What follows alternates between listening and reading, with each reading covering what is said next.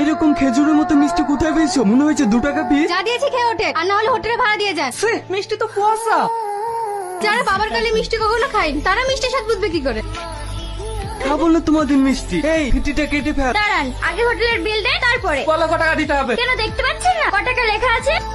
50,000 টাকা দেন। আমরা মিষ্টির দোকান কিনতে আসিনি, খাইছে তো পচা মিষ্টি, যাতে 50 টাকা দিলেও লস হয়। এই নাও 50 টাকা বাড়ি 100 টাকা করে দিলাম। দেখুন আমরা ভিকিরি না, তাড়াতাড়ি 50,000 টাকা বের করুন, নাহলে কিন্তু খুব খারাপ হয়ে যাবে। ভাই তুই না বিষ খেয়েছে। ও যে কেন এটা করলো আমি কিছুই বুঝতে পারছি না। ভাই ও আগুনের জন্য এটা করেছে, বুবু আগুনকে ভালোবাসতো। কি এর জন্য দেই আগুন? ও কেন এটা করেছি?